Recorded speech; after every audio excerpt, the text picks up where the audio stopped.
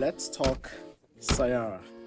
Hey guys, my name is Ken, and if you're new here, wait, this is gonna be a long video. I feel like I need a microphone of some kind of sorts. I know what I can use. I'm gonna use this Labubu as my microphone as we talk in this video. Hold on, he's missing something. Matching glasses, so he can match with me. Yeah, that's much better. But yeah, guys, so welcome to the channel. This is Absolute Nonsense. My name is Ken, and today you might be able to notice that I'm not here with Angela. And for those of you guys who are new over here, I'm not on this channel on my own. I also have my friend Angela, who I film with, but we can't be in the same video today together because I'm in Brussels, Belgium. Yeah, I'm visiting family and I'm over here at my auntie's house, hence why the background is also a little bit different. I'm not in a car the way I usually am. But yeah, just wanted to get some thoughts out because we just saw the new movie, which is called Saiyaara. And for those of you who don't know, it's a Bollywood Hindi film, and it's probably one of the biggest movies of the year. And I've noticed it's not even just not just simply big in India, but like worldwide. It's in cinemas all over the place. We were able to go see it in cinemas, and we were dumbfounded. The woman was too stunned to speak. So today I'm going to share my thoughts. The sun is out, got my comfy chair, so get yourself comfortable, have a seat, and let's talk about it. I made sure to also take notes, by the way, because I wanted to make sure that I got to say everything that I wanted to and talk about everything I wanted to. Oui. Tu utilises ton chargeur? Non, je l'utilise pas. Dans la partie... Je peux le prendre tout. Non. Ah, tu n'utilises pas? Non, juste la table? Non. Ce que je voulais utiliser, c'est ce que tu as mis dans ton ordinateur. Oui, tu peux l'utiliser, vas-y. Ok, je mets mon téléphone là. D'accord, d'accord. Sorry guys, that was my Ils uncle. sont pas encore arrivés. Ah non, ils arrivent bientôt. Je crois dans 20 minutes. Sorry guys, that was my uncle. Back to what I was saying. Yeah, first of all, if you haven't seen the movie, I don't know what you're waiting for. You'll be living under a rock. You're wasting your time. Get yourself to a cinema, go see the film, and then come back and click on this video. So save this to your watch later and then come back. And also, if you don't want any spoilers, this is your opportunity now to leave because there's gonna be plenty of spoilers in this video. So yeah, you can get yourself on up and go. The exit's that way. We'll wait for you to go patiently. If you're still here, that's your own problem. So let's get into it. For those of you, once again, who don't know Saiyaara, it's an Indian Hindi film. It's directed by Mohit Suri, and the story follows our two lead characters, which is Krish Kapoor and Vani Patra. So Krish, he's a struggling artist and he's a member of a band. And then we've got Vani, and Vani is a poet, and she's also a journalist at the beginning of her career.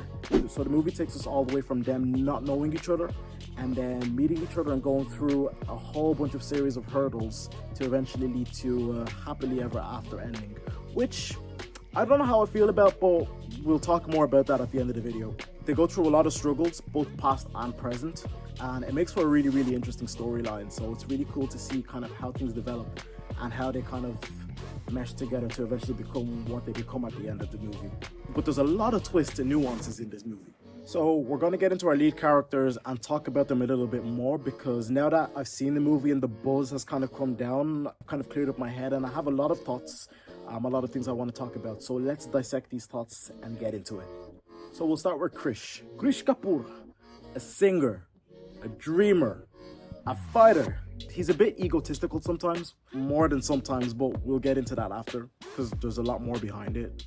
So Krish, he's our male lead character of the film, and he's the member of a band called Josh, which I believe there's like 5 or 6 of the members, and he's the lead vocalist, and he also contributes a lot to the band.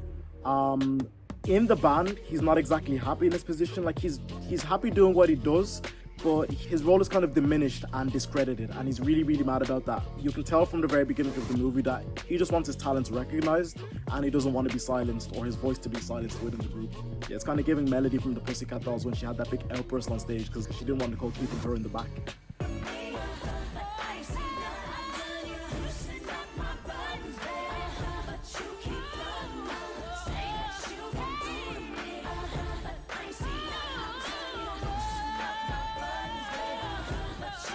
And this brings me to my first topic, which is ego. The film tries to portray Krish as like this kind of egotistical, young, stupid guy who just wants all of these dreams and wants all of this attention. But we learn throughout the film as things go on that there's actually like a lot more nuance to this, and there's reasons why. It's not as simple as this guy's just self-centered and wants all the attention. There's more to it. So at the beginning of the movie, they show us kind of like a little bit of this nuance. We've got this scene where Krish. We have this scene where Krish is with his bandmates, and they get into a big disagreement. They have an argument, they have a fight, everybody goes their own ways. They're like, look, we're not doing this. And this is about like 5 minutes before they actually have a show. So despite being put in this awkward position, where nobody wants to perform, there's already a crowd and they have the gig already set. Instruments are set up, cool. Krish takes it upon himself to get on stage and still perform and run the show alone, despite not having like the support of his band members or people around him. He's like, no, I'm gonna get on stage, and he gets there, he gets the guitar, he like loops a few recordings and just does the entire Josh show by himself. Which, first of all, you can't just like leave a gig when people are waiting for you. Like, what's wrong with these people? People already paid their money. I'll be asking for my money back. What the hell? This already like low-key gives us a glimpse into how his mind works, because it shows us already about his drive. You know, he's a very driven person, and despite not being supported necessarily by like the people around him, whether in the moment or not, and when things kind of look against him, he still looks at the end goal and goes on to pursue it, whether people are with him or not.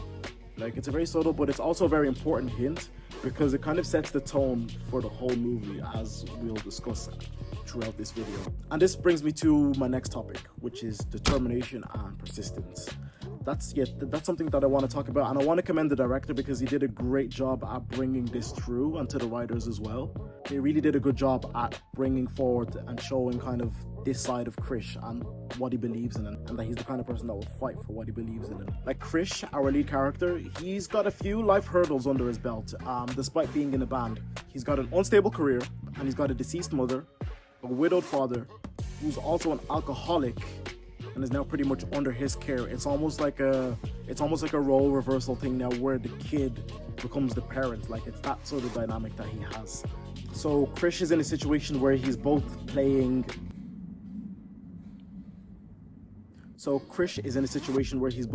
the lead in his band, but then he's also playing the role of being a parent at home.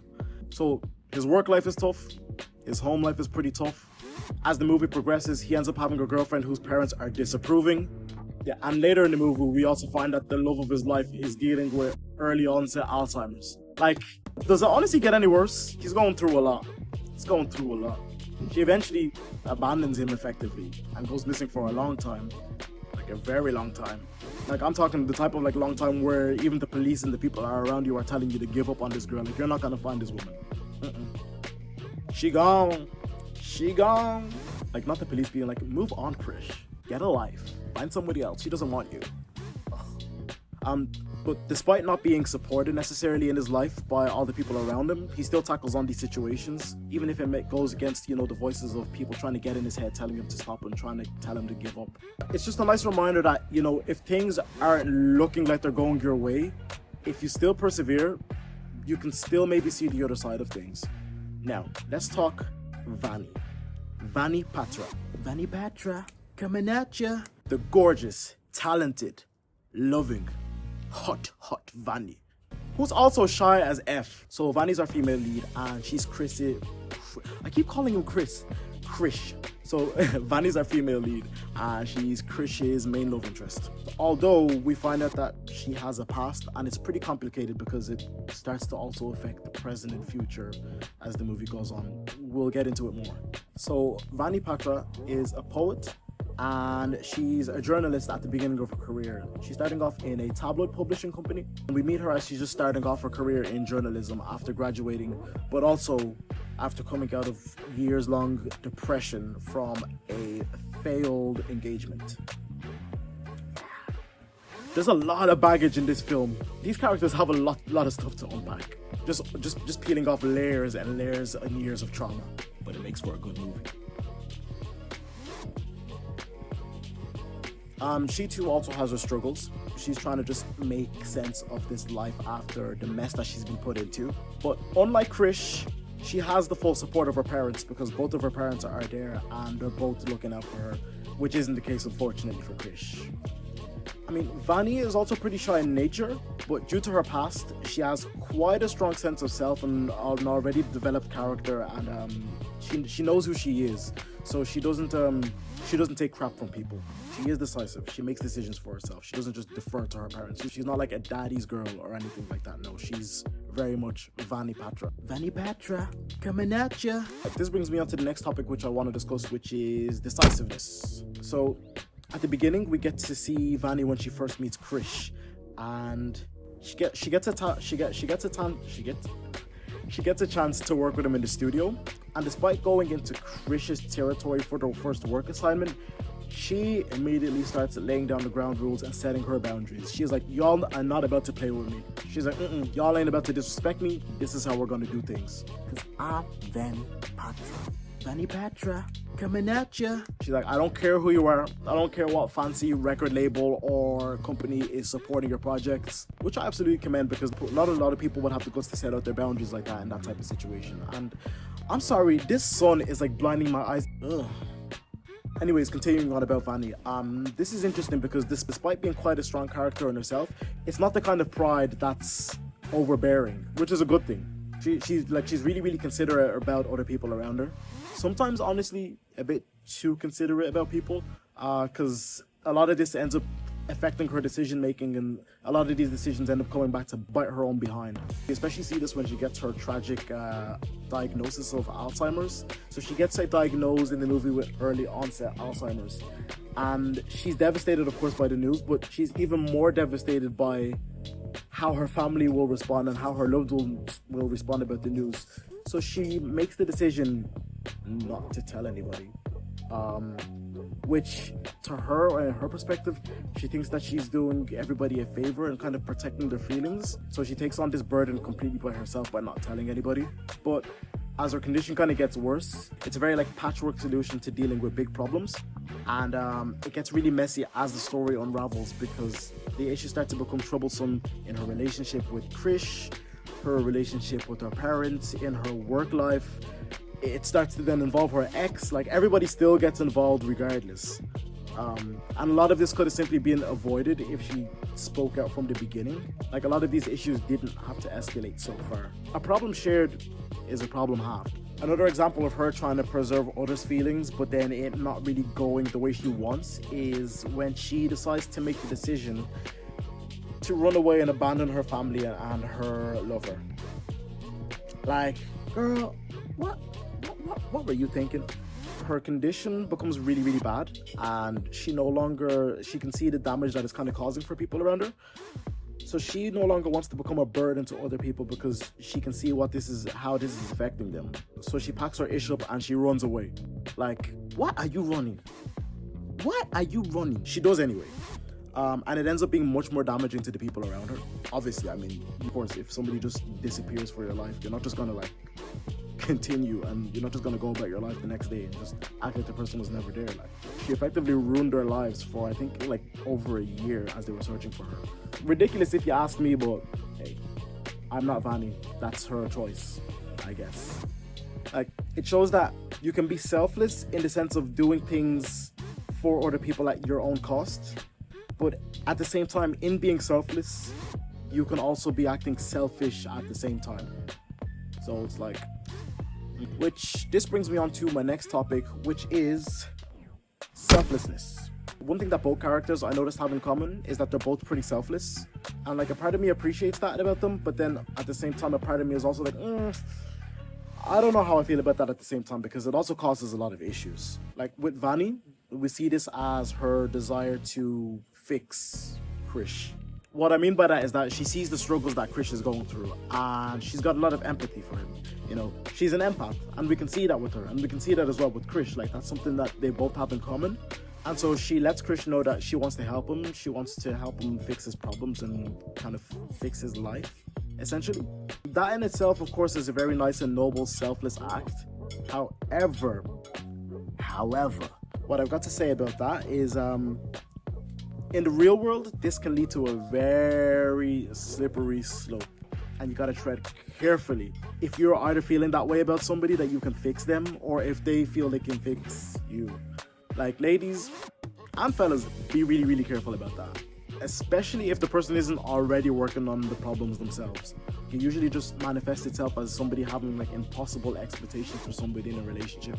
And then when they realize that the other person either isn't willing or can't change, or when they realize that they can't change that person, and when I mean change, I mean low-key control, then the relationship just becomes full of resentment and regret and frustration. Trust me, I've seen many, many, many real-life cases. Ugh. Brother, ugh. Krish also shows this same quality as well, especially we see it when Vanny becomes sick. And although in this case it's a little bit different because she really does have like a problem that needs to be dealt with regardless of who it is.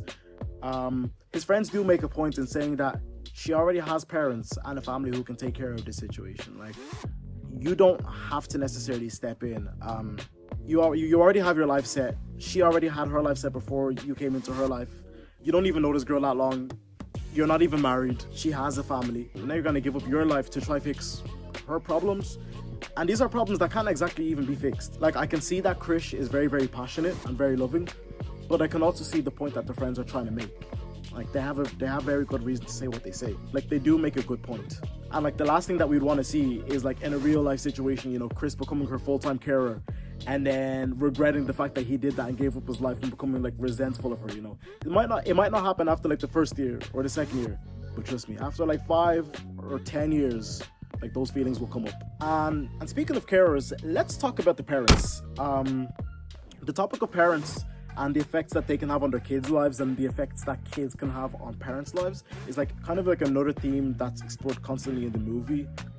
Not as the main plot, but you notice it like weaved through the movie the entire time. Like, let's focus in this case on Vanny's parents, because Krish's parents, I mean, his mom is deceased, but his dad, ooh, like, look. I know he's been through a lot, I get it, but ooh. Let's focus on Vanny's parents. Like, throughout this film, we can clearly see that Vanny's parents are a very, very big pillar in her life. They absolutely love her and support her, and when her first marriage completely went to shambles, they were her support system while she was in a big depression. They went through hell and back with her as well as she was trying to get her life back together. They helped build her back up.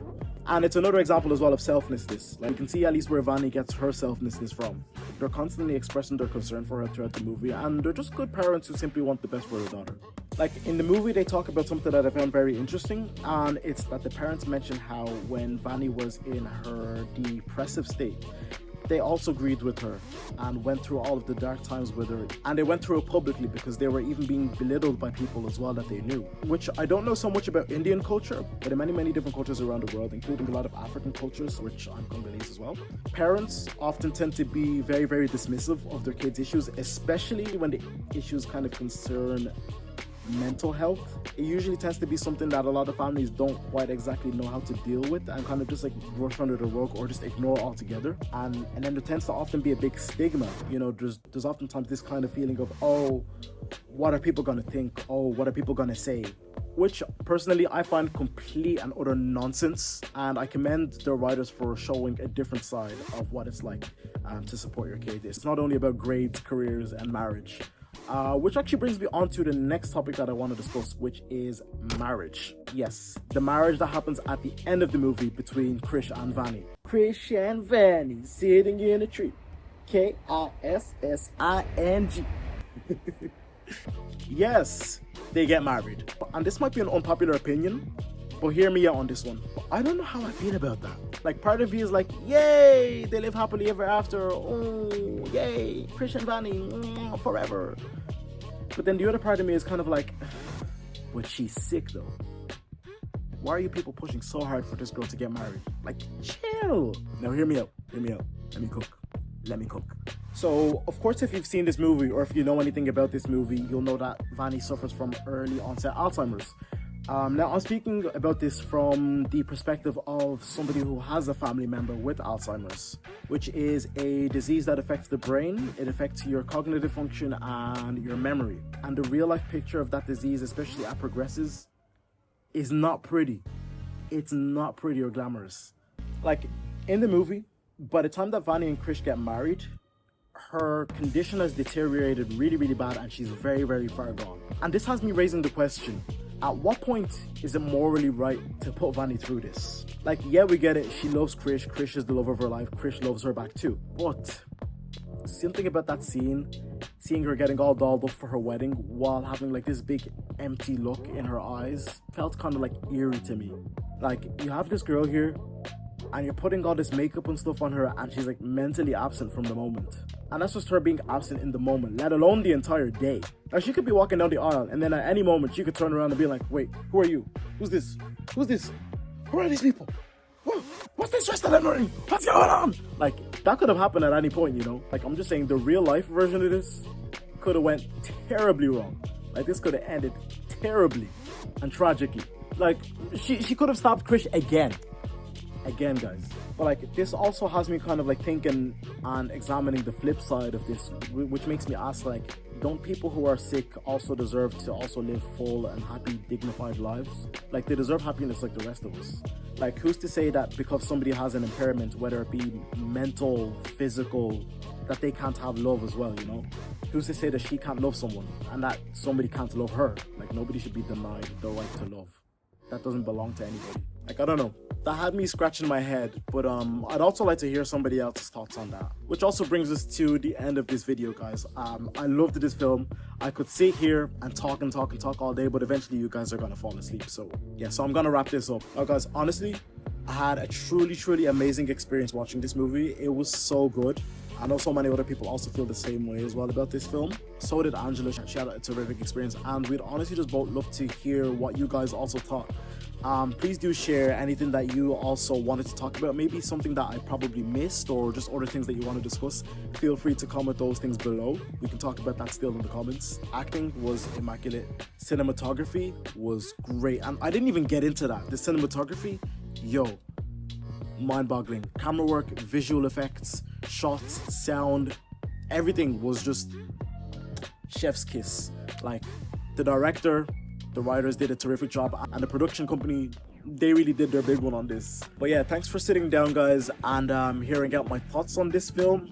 It would have been amazing to be able to have Angela also here with me and sharing the thoughts, but we're in different countries at the moment, so we will be on screen at the same time again soon. But yeah, until then, thank you guys so much for watching this video.